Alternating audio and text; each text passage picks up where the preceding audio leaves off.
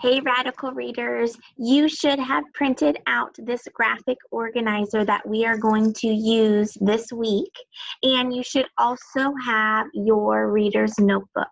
So today we're going to take a little bit of notes on a text structure that you should have talked about and learned about with Miss Peters a couple weeks ago, called comparing and contrasting. So I'm going to share my screen with you right now so you can see my reader's notebook, and let's go ahead and talk about a little bit about compare and contrast.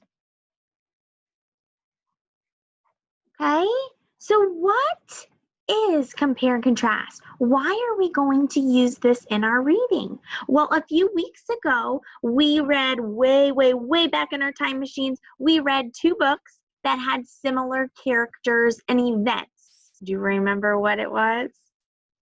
Miss Nelson is missing. So that's what we're going to work on today. We're going to compare and contrast those two books. And then tomorrow and the rest of the week, I'm going to read some other amazing books with similar characters. So back to these words, compare and contrast. What do they mean? Okay, so compare. When I compare two books or two things, you are looking to see what is the same. So when I compare, I identify what is the same. All right, can you think of some things that were the same? Can you compare Miss Nelson is missing and Miss Nelson had a field day and think of some similar or same things? I bet you can. So what are some words that we can use? Because eventually you're going to be writing a paragraph comparing and contrasting two books. So what are some words that help us know if something's the same? Let's go ahead and write those down. As, like, both, alike, have in common, similar,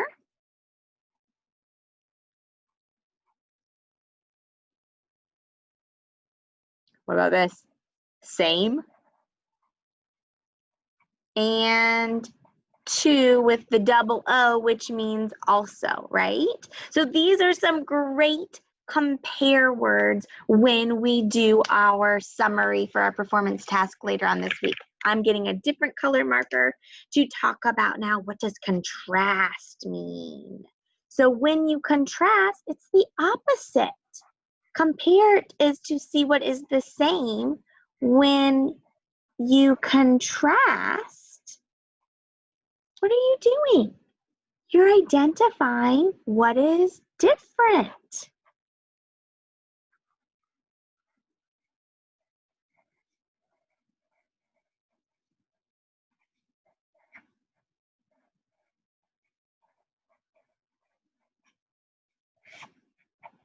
So what are some contrast words? What are some contrast words? Some keywords that help us know that something's different. Some great contrast writing words. How about however?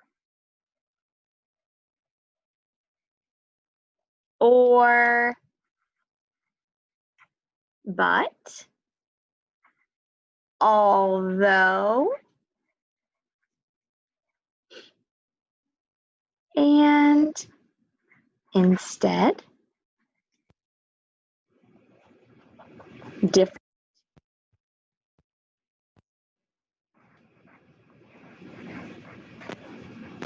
And a very fancy one, contrast. contrary to. All right. So we know compare means what? When you compare two things. So if I'm comparing these markers, what is the same about them? Well, they're both long and skinny. They're both markers. What else is similar? They have the same size top. Okay. When I contrast these markers, I'm looking to see what is what? Different.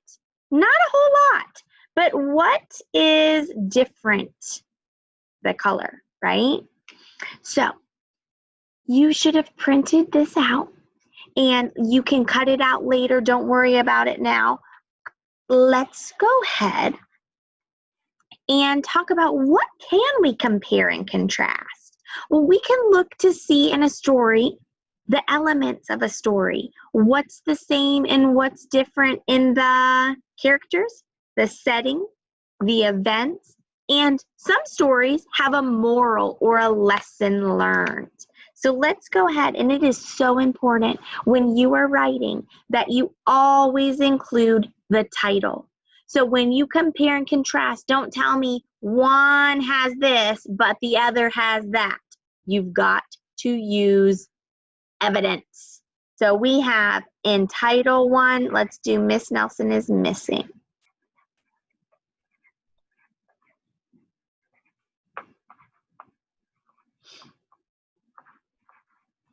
And this should be pretty easy for us. Who are the characters? Well, who? Miss Nelson.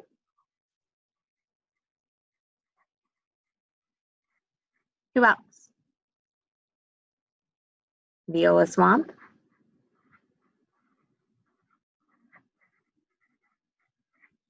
And her class, right? The students. Okay. Where was the setting? At school, right? The main setting was at school.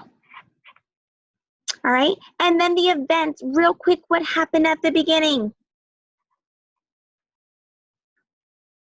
The class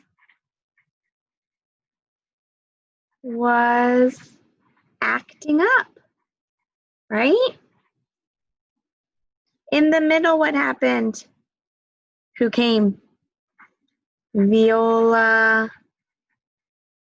Swamp came.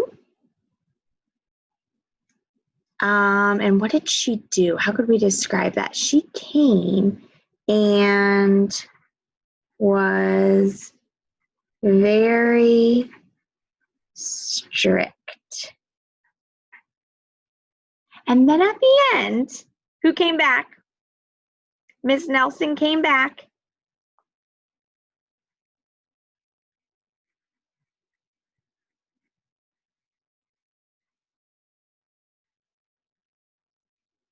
And was everyone behaving? The class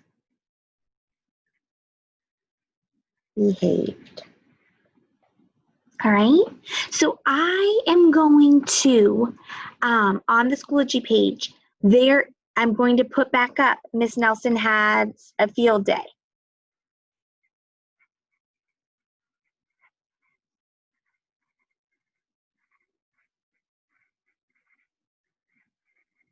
Go ahead and write that title.